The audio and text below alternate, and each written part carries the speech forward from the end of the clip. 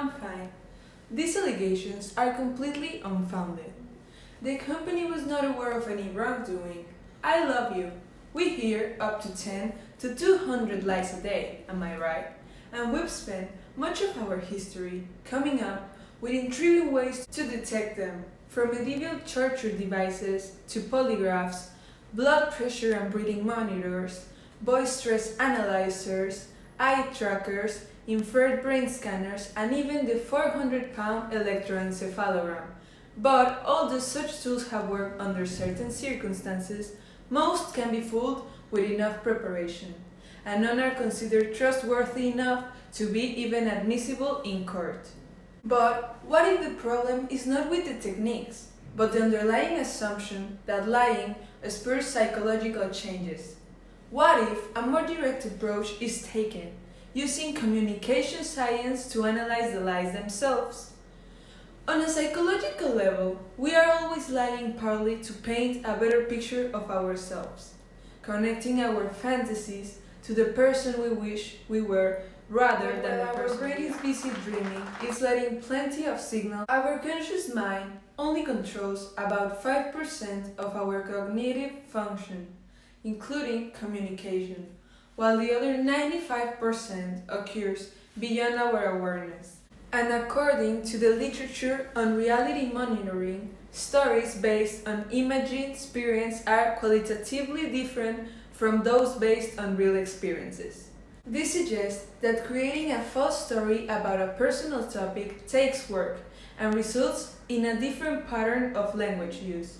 An accessible technology known as linguistic text analysis has helped to identify four such common patterns in the subconscious language of deception. First, liars may reference themselves less when making deceptive statements. They write or talk more about others, often using the third person to distance and disassociate themselves from their lie, which sounds more false. Absolutely no party took place at this house, or I didn't host a party here. Second, liars tend to be more negative and disrespectful in what they say, because on a subconscious level they feel guilty about lying. For example, a liar might say something like, "Sorry, my stupid phone battery died. I hate that thing." Third, liars typically explain events in simple terms since our brains struggle to build a complex lie. Judgment and evaluation are complex things for our brains to compute. I did not have sexual relations with that woman, a US president once famously insisted. And finally, even though liars keep descriptions simple, longer, and more convoluted sentence structure are tended to be used, inserting unnecessary words and irrelevant but factual sounding details in order to pad the lie. Another president confronted with a scandal proclaimed, "I can say categorically that this investigation indicates that no one on the White House staff, no one in this administration presently employed was involved in this very bizarre incident." Let's apply linguistic analysis to some famous examples. Take 7-time Tour de France winner Lance Armstrong.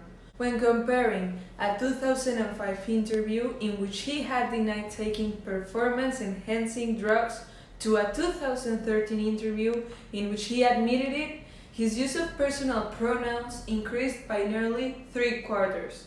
Note the contrast between the following two quotes. First, "Okay, you know, a guy in a Parisian laboratory opens up your sample, you know, Jean Francis so-and-so, and he tests it, and then you get a phone call from a newspaper that says, 'We found you to be positive 6 times for EPO.' Second, I lost myself in all of that. I'm sure there would be other people that couldn't have handled it, but I certainly couldn't handle it. And I was used to controlling everything in my life. I controlled every outcome in my life." In his denial, Armstrong described a hypothetical situation focused on someone else, removing himself from the situation entirely. In his admission, he owns his statements, delving into his personal emotions and motivations. But the use of personal pronouns is just one indicator of the sex. Let's look at another very interesting example from former Senator and US presidential state candidate John Edwards. I only know that the apparent father has said publicly that he is the father of the baby. I also have not been engaged in any activity of any description that requested, agreed to, or supported payments of any kind to the woman or to the apparent father of the baby.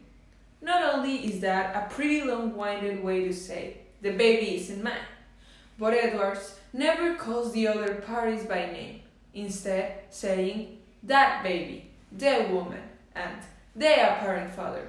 Now, let's see what he had to say when later admitting paternity. I am Queen's father. I will do everything in my power to provide her with the love and support she deserves. The statement is short and direct, calling the child by name and addressing his role in her life. So now, how can you apply these lie-spotting techniques to your life?